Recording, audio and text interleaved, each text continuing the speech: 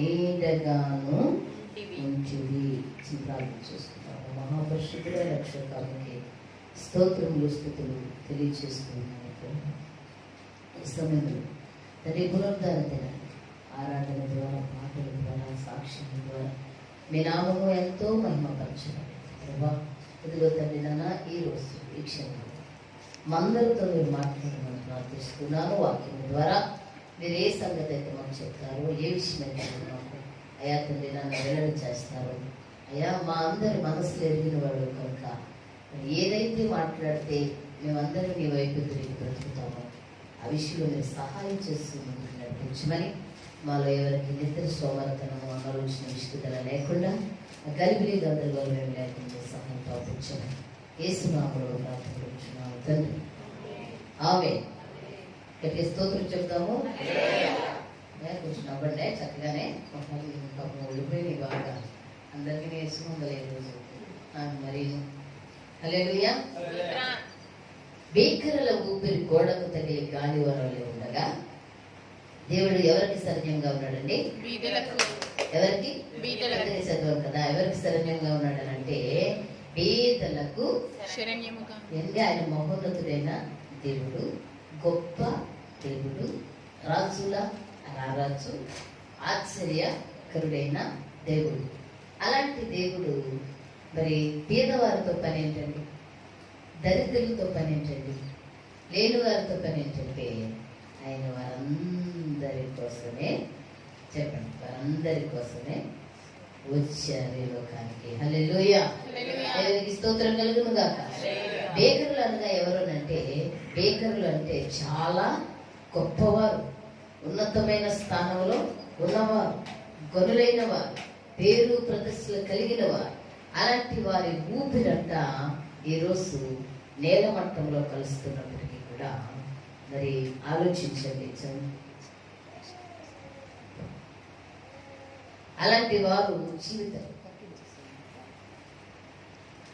అలాంటి వారి జీవితాలు మరి నేల మట్టంలో కలుస్తున్న ఈ సందర్భంలో బీదవారికి దేవుడు శరణ్యంగా ఉన్నాడండి. దరిద్రులకు వారికి కలిగిన శ్రమలో దేవుడు తోడుగా ఉన్నాడండి. ఎందుకనంటే వారితో పని ఏంటంటే వాళ్ళ కోసం ఏ లోకానికి వచ్చాడు ప్రభు అని చెప్పాను కదా. ఎందుకంటే అంత గొప్ప మనసు ఉన్న దేవుడు ఇంకెవ్వరు ఉండనే ఉండదు. నువ్వు నేను ఆరాధిస్తున్న దేవుడు అండి చాలా మంచి మనసు కలిగిన దేవుడు అండి. చాలా మంచి మనసు. ఎంత మంచి మనసు అంటే అందరి మనస్తత్వాలు అర్థం చేసుకుంటాడు. ఒక మనిషిగా నీకు నాకు అసలు సాధ్యం అవుతుందంటారా? సాధ్యం అవుతుందంటారా? అవ్వదు.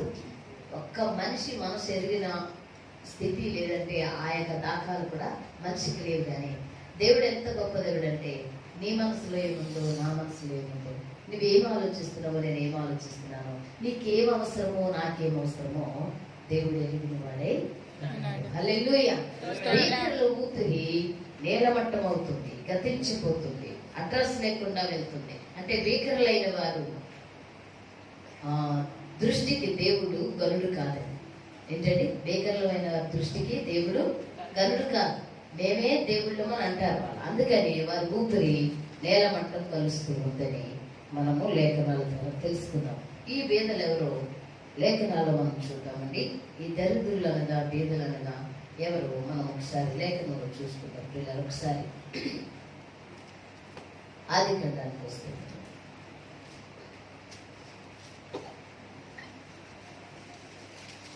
ఆదికాండంలో 16వ అధ్యాయం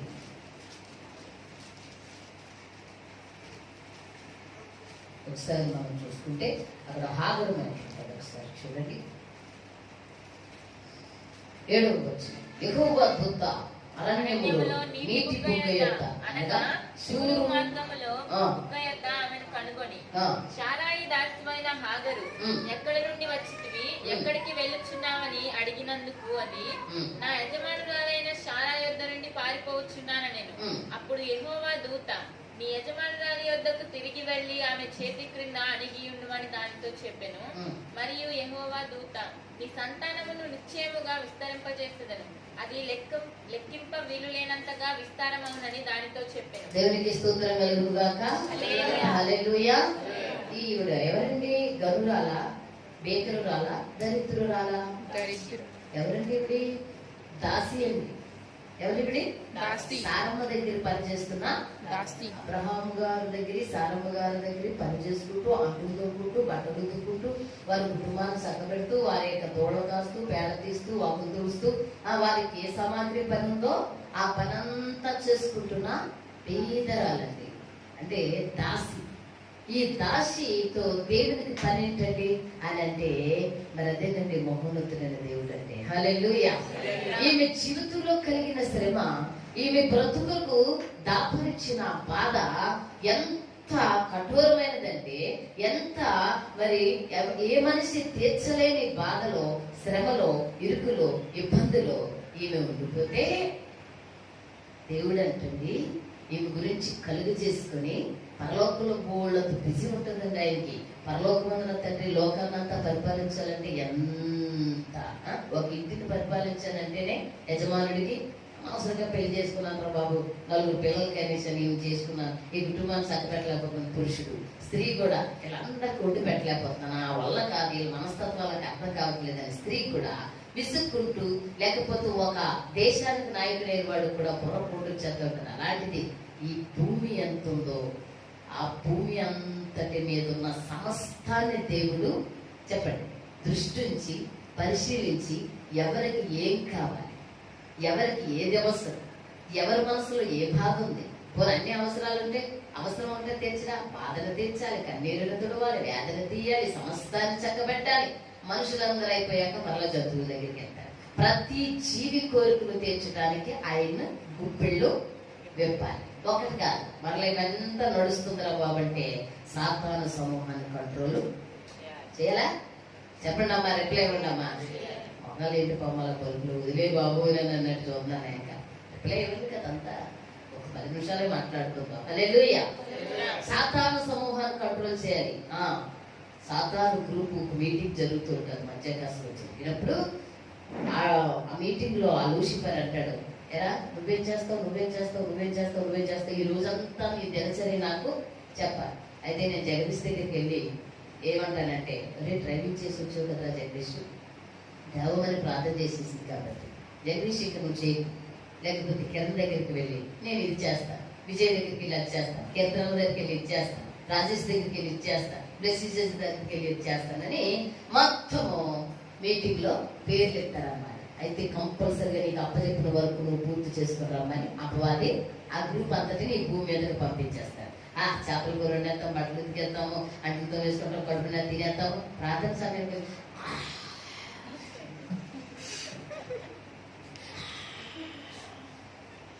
వస్తాడు. ఏమా కుమారి ప్రశాంతి, ఏంటనయ్యా, ఏమన్నా నిద్ర వస్తుందా, పడుకోరా, ఇప్పటి వరకు ఇంత పని చేశావు. ఎవరో శృతి, జాగ్రత్తగా పడుకోరా, నీకు తప్పదు కదా. ఇలాంటి సందర్భాలన్నీ కవర్ చేసుకుంటూ దేవుడు పరలోకంలో దేవదూతలకు ఆజ్ఞాపించాలి, దేవదూతలకు అప్పచెప్పాల్సిన పని అప్పచెప్పాలి. దేవదూతలు గాబ్రియేలుని, మిఖాయేలుని, రఫాయేలుని వాళ్ళందరినీ కూడా వారి వారి పనుల మీద నియమించాలి. ప్రభుత్వం ఉంటుంది అక్కడ. ఎంత ఖాళీ లేని పరిస్థితిలో దేవుడు అంటండి ఎంత పని అంటే అతనికి అస్సలు. మన దేవుడు కునుకడు, చెప్పండి కునుకడు, అది సరే. అంత బిజీగా ఉన్న ఇతను పరమ నుండి ఏం చేసాడంటే, ఎవరో అమ్మాయి ఏడుస్తుంది, అరణ్యం పేరుంటా చూడండి, అక్కడ అరణ్యం పేరుంటా చూడండి, సూరు అరణ్యం దగ్గర అంట అని ఉంటారు. ఆలోచన చదువు.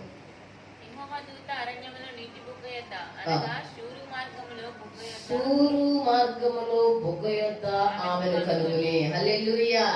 తోడంటూ ఏది లేక, దారంటూ కనరాక, మరించే ఆదరును నీవు చూచినావే. తోడంటూ ఏది లేక, దారంటూ కనరాక, మరించే ఆదరును నీవు చూచినావే. ఏ తోడు లేని నా జీవితాన, నా తోడు నీవై నడిపించినావే.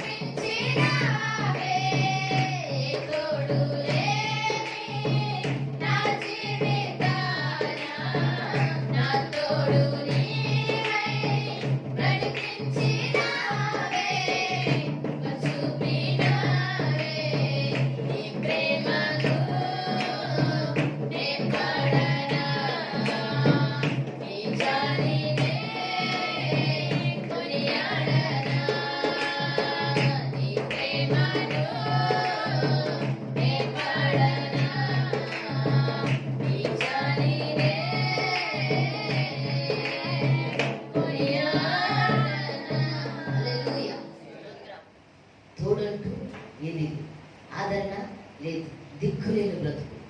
శరణ చుచ్చుదామంటే వారి కుటుంబీకులు లేరు, బంధువులు లేరు, మిత్రులు లేరు.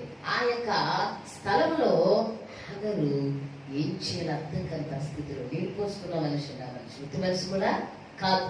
అలాంటి బాధలో హాగరు ఏడుస్తుంటే పైన బిజీగా ఉన్నారండి. పరలోకమందున మన తండ్రి పైన బిజీగా ఉండి ఒకసారి అలా చూస్తే ఒక దేవదూతని పిలిచి అన్నారంట, దేవుడు ఒరే అబ్బాయి రా అని అంటే, చిత్తం ప్రభా అన్నాడు. ఎవరో సూడు అరణ్య మార్గము దగ్గర నీటి బుగ్గ యొక్క ఒక ఆడబిడ్డ ఏడుస్తుందరా, అసలు ఏమైందో వెళ్ళి కనుక్కోరా అని దేవదూతని దేవుడు ఏం చేశాడు అంటే తెలియక పంపలేదండి. అసలు నువ్వు కూడా కనుక్కో, నువ్వు వెళ్ళి అక్కడికి వెళ్ళి కనుక్కుని అసలు ఆమె బాధ ఏంటో, ఆమె వేదన ఎంత బిజీగా ఉన్నారండి. మన దేవుడు ఎలా చెప్పారు కదా, లిస్ట్ అంతా చెప్పారండి.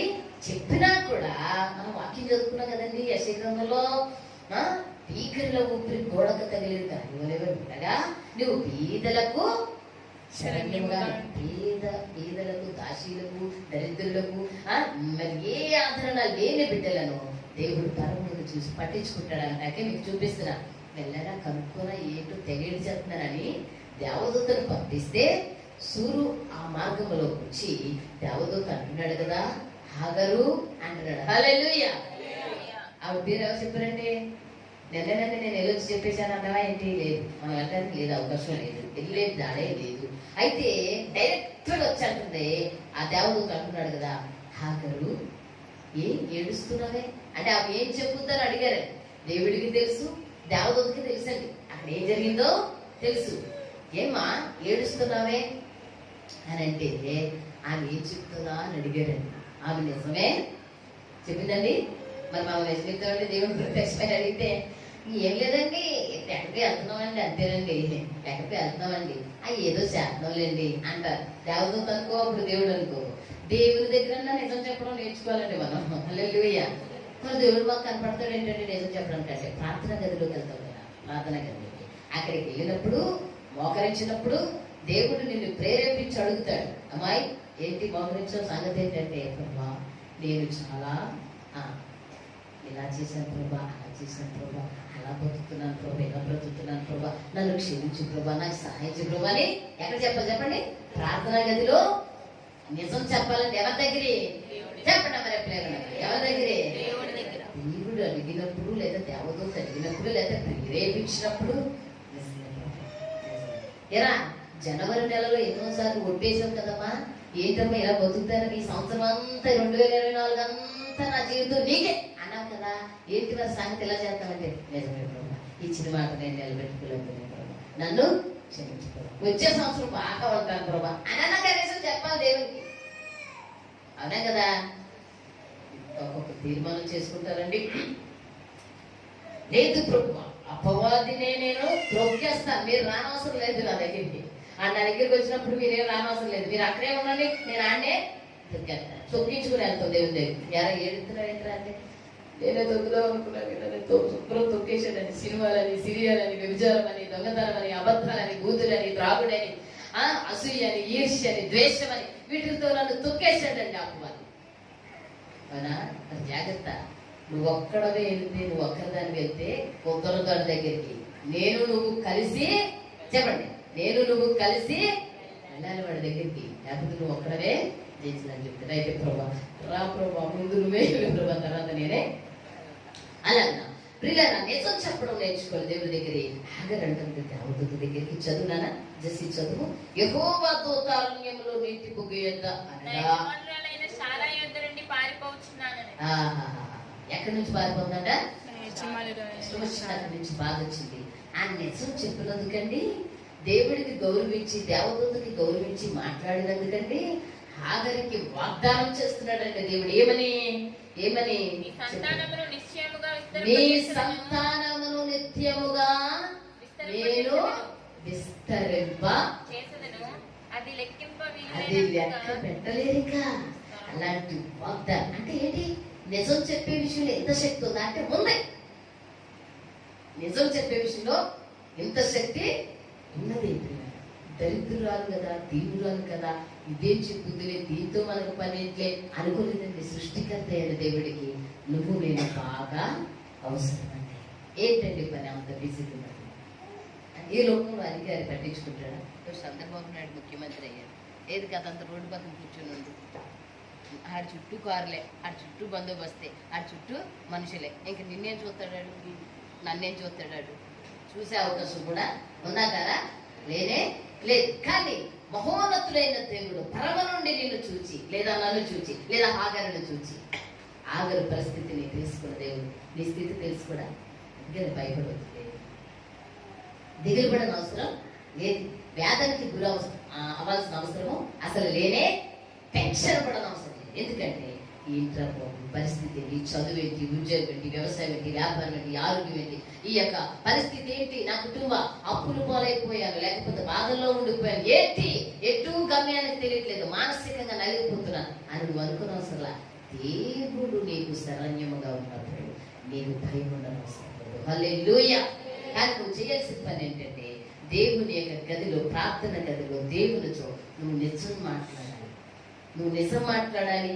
నువ్వేమేం చేసావో రహస్య స్థలాలలో, లేకపోతే ఒంటరిగా నువ్వు ఉన్నప్పుడు అసలు పరిశుద్ధంగా ఉన్నావా, అపవిత్రంగా ఉన్నావా, నీ వ్యక్తిగత జీవితంలో, అందరిలో ఉన్నప్పుడు కదండి, అందరిలో ఒంటరిగా ఉన్నప్పుడు నువ్వేం చేస్తున్నావో ఆ జీవితాన్ని ప్రార్థన గదిలోకి తీసుకెళ్ళి, ప్రభువా ఇది నా జీవితం, నా పక్కన ఉన్న వాళ్ళని చూడలేదు, నా పక్కన ఉన్న వాళ్ళని అడిగినా ఊరుకుంటావేంటి, ఎగిరి తగ్గంత కాబట్టి అడిగినా ఊరుకుంటా అంటే నువ్వు నీకు ముందు ఎవరవేమో అన్నట్టు. అలాగే ఇద్దరు ప్రార్థనకి వెళ్ళి మందిరంలో ప్రార్థన చేస్తారంట, ప్రభువా నేను పాపిని అంటుందంటారు. ఈవిడ పక్క నుండి అవును ప్రభా ఈవిడ బాగా అంటుంది, ఇంకేం మాట్లాడారు, పక్క నుండి ప్రభువా నేను దోషిని అంటుందంట.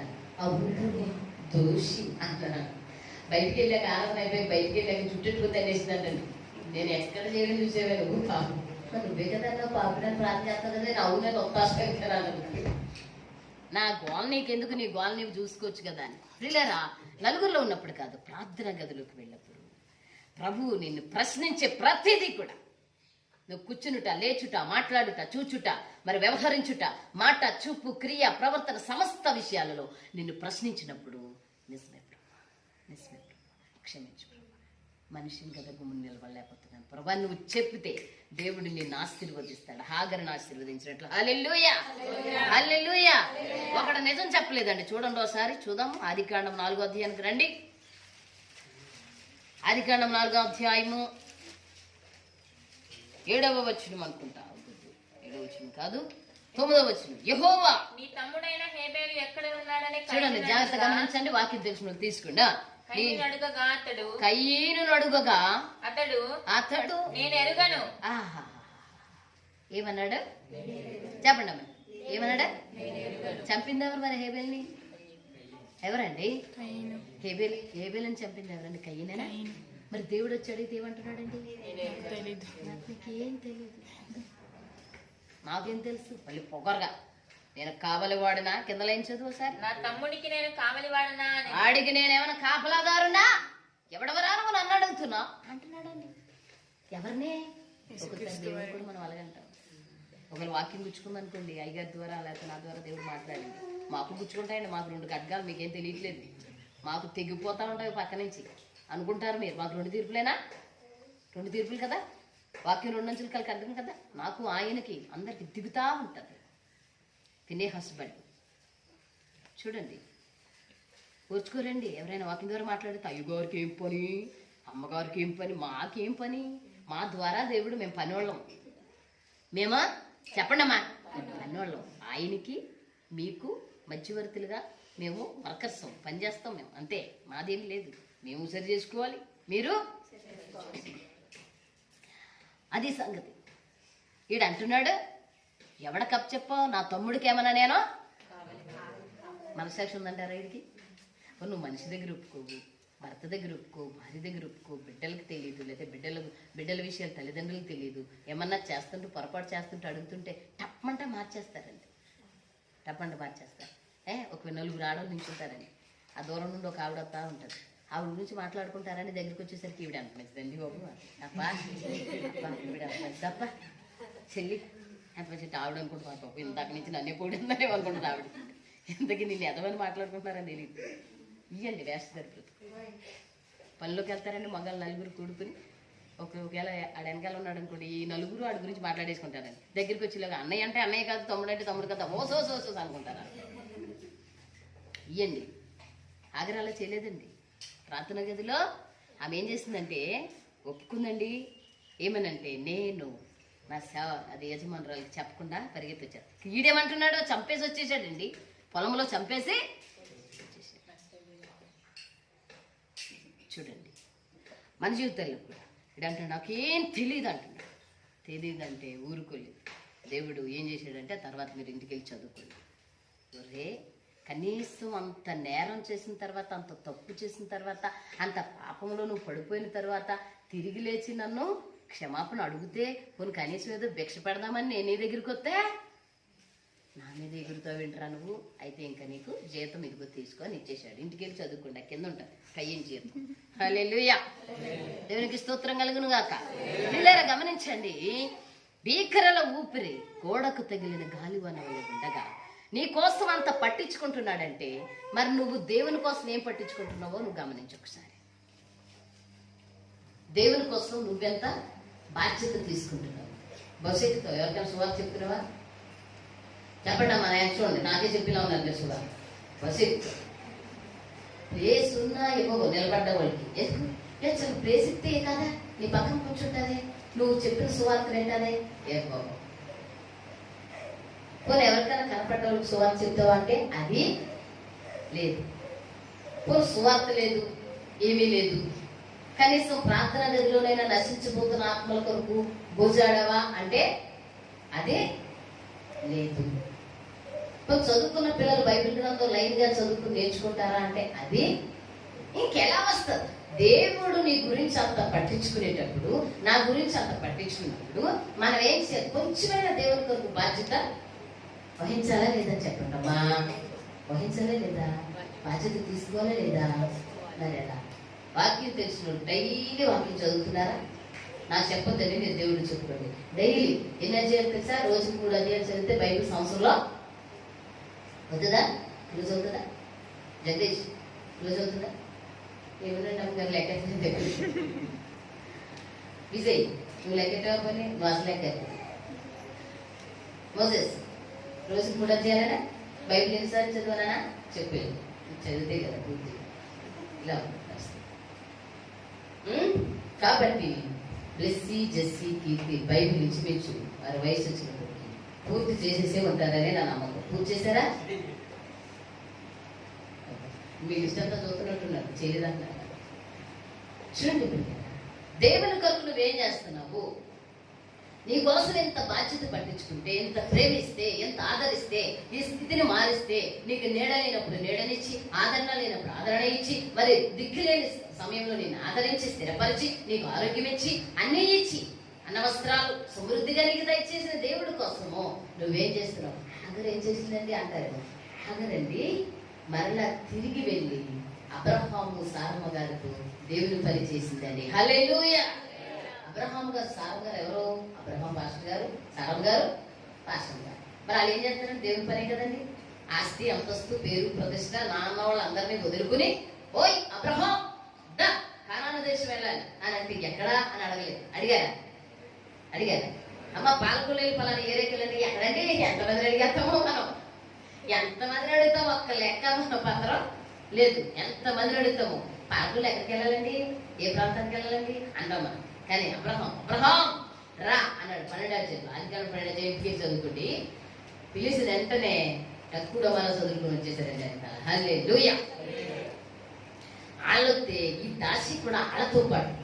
ఇప్పుడు ఆఖరికి ఆత్మీయత ఉందా లేదంటారా? చెప్పండి. ఉన్నారా? ఎలా చెప్పగలిగారు? ఆత్మీయత ఉన్నదని ఎలా చెప్పగలిగారు అంటే, దేవదూత దేవుడు పంపించిన దేవదూత ఆవిడ గ్రహించింది అంటే అంతకు ముందు దేవుడు పరిచయమై ఉండాలి కదా ఇక్కడికి. అవునా కదా?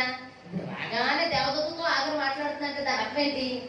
అంతకు ముందు దేవునితో పరిచయం, ప్రార్థన, దేవుని మాటకు లోబడి, దేవుని వైపు చూసి ఉండి ఉండాలి. హల్లెలూయా. లేకపోతే ప్రత్యక్షం అవగానే ఎవరికైనా చెప్పండి ఎవరికైనా దెయ్యమేమో అంటావా? ఈ ప్రాంతంలో ప్రత్యక్షం అవుతాడు. గొర్రెలు ఉన్నాడండి. గొర్రెలు దేవదూత అంటే ఏంటో తెలియదు. తెలుసు కానీ ప్రత్యక్షం అవగానే భయపడిపోయాడు. జకరియా ఉన్నాడు, ఆయన పాస్టర్ గారండి, మహా పాస్టర్ గారండి. ఆయన కూడా ప్రార్థన చేసుకుంటుంటే దేవదూత ప్రత్యక్షం అవగానే జకరియా భయపడిన వాడు ఆయన ఉన్నాడు. మీరు చూడండి, భయపడ్డాడు. దేవదూత మాటలు కూడా నమ్మలేదు.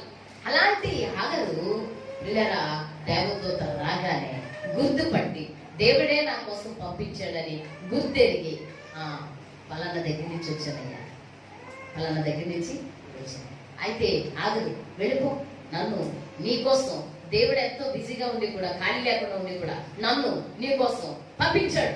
హల్లెలూయా. నీకోసం దేవుడు కేర్ తీసుకుంటున్న బాధ్యత తీసుకుంటున్నాడు. నీకోసం నీవు ఉన్న బాధలో, ఇబ్బందులు, ఇరుకులు, ప్రతి సమస్యలు కూడా నువ్వు చేసే పరిపాటులో గాఢాంధకారంలో ఒక్కొక్కసారి వెళ్ళొస్తూ ఉంటారు కదండి మీరు. అలాంటి సమయంలో దేవుడు నీకు ఒక దేవదూతను పంపించి నీకోసం ఒక బాధ్యత తీసుకుని, నీకోసం, నీ కుటుంబం కోసం, నీ బిడ్డల కోసం, నీ భర్త కోసం, నీ భార్య కోసం, నువ్వు చేస్తున్న పరిపాటుల కొరకు, నువ్వు చేసే ఉద్యోగం, వ్యాపారం, అదేమైనా కూడా దేవుడు ఒక బాధ్యత తీసుకుంటున్నాడు. ఎందుకంటే భయం, ఎందుకంటే భయం. హల్లెలూయా. ఆగరు అది గుర్తుపట్టి విన్న వెంటనే దేవుడి మాటలో పడి వెనక్కి తిరిగి వెళ్ళిపోయిందని, అక్కడికి వెళ్ళిపోయింది. ఆమె శ్రమ పెట్టినా ఏమన్నా ఒక మాట అన్నా అక్కడే ఉందండి, అక్కడే ఉంటేనండి. ఆఖరి జీవితంలోనండి మీరు చూపిస్తున్న ఆశీర్వాదం చూపించి నేను ముగించేస్తాను. చూడండి 20 అధ్యాయం ఆదికాండం 21 కానీ 20లో కానీ ఉంటారు. చూడండి ఒకసారి ఆదికాండము